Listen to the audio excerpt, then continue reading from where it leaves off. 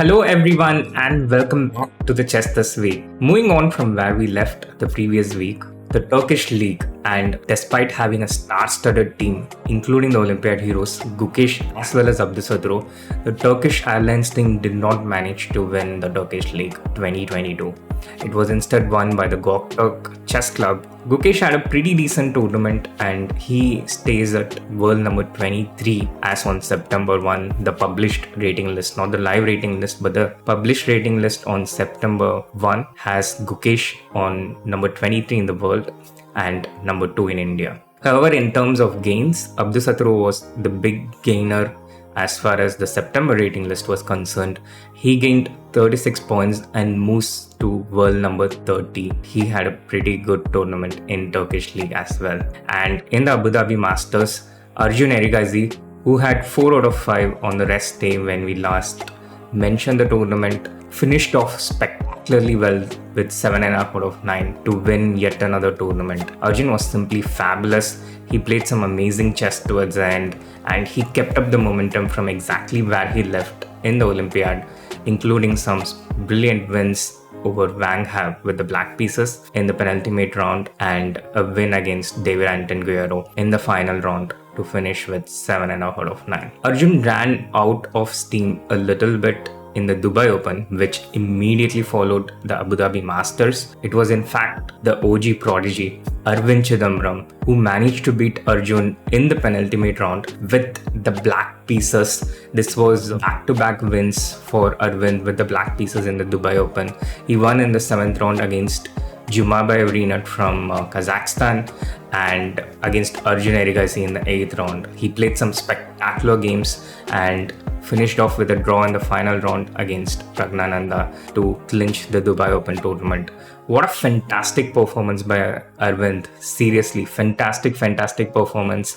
A big congratulations, big shout out to Arvind, who didn't even make the Olympiad team, unfortunately, due to some rating losses towards the end of the months that gone for the Olympiad selection team.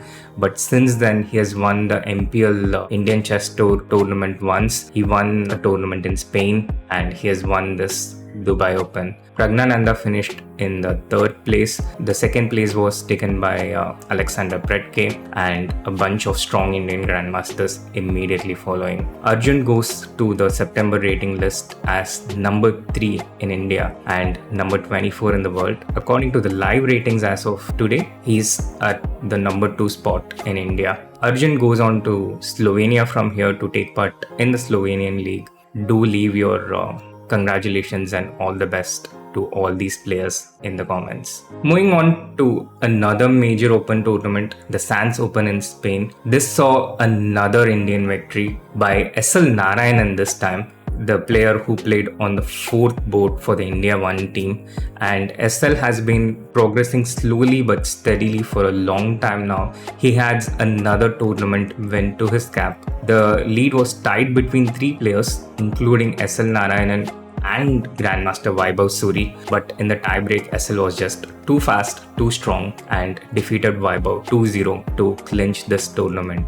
The German Masters was won as expected by Vincent Kiemer, and in the Women's Speed Chess Championship, Katerina Lagno took the tournament with a thrilling 15-13 win over Chinese Grandmaster Hu Yifan. Katerina Lagno also defeated several prominent Indian players along the way to the finals, including Vaishali and Konero Hampi. Moving on to the events currently happening across the globe, the Sinkafel Cup, which is part of the Grand Chess Tour, has the world champion Magnus Carlsen playing in the classical event. In the Rapid and Blitz, which was concluded just before the classical event, Ali Reza Firouzja, the Iranian wonder kid who is playing for France right now, played fantastically well and took the Rapid and Blitz championship. Hikaru Nakamura, who had a pretty bad Rapid outing, yes, it happens even to Hikaru, managed to finish in the 2nd place overall after a spectacular performance in the Blitz event.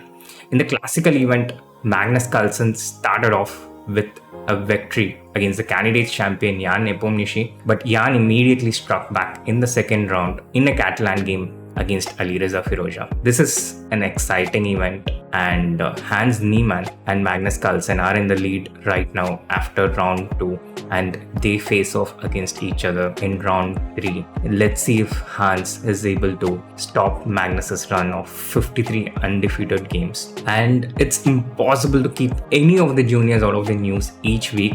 The Julius Baer Challengers Chess Tour is also happening right now in a more smaller format than last year.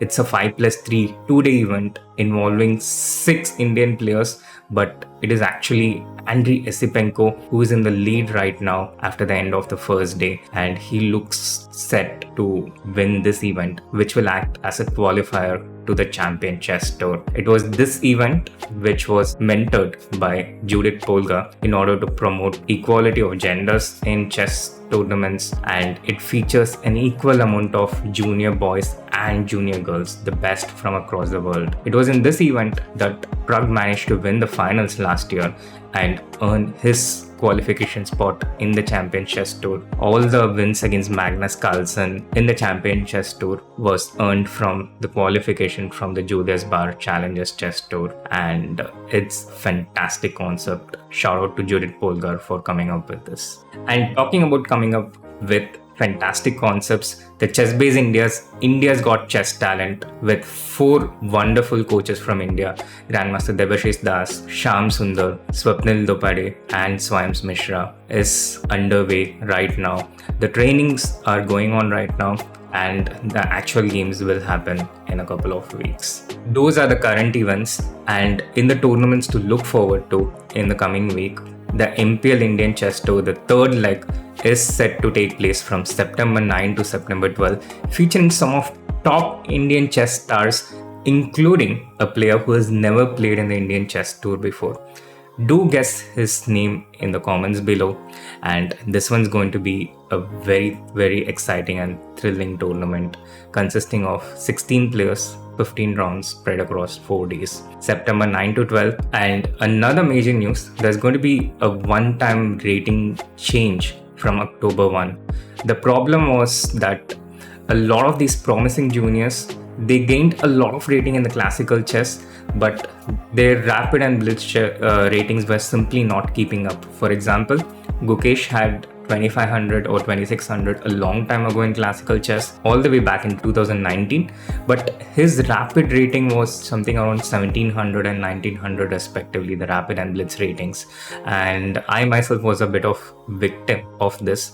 When I played in the World Rapid and Blitz Championship in 2019, I played against a 1900 rated Gukesh in the Rapid Championship. Although I managed to win that game, I later went on to lose in the Blitz Championship, and this has been a major pain point in Rapid and Blitz events across the world for the last few years. And I had returned to the FIDE Qualification Commission all the way back in 2020, highlighting this exact problem and suggesting this exact change, to have a one-time change towards changing the Rapid and Blitz ratings towards close to the classical rating. And I'm finally happy to see that it is going to be practically implemented, and the players' Blitz and Rapid ratings will reflect a lot closer to their actual strength. Even in the last Blitz tournament I played in Abu Dhabi, almost every player I played were underrated by about 200 points. A 2400, 1900 in Blitz.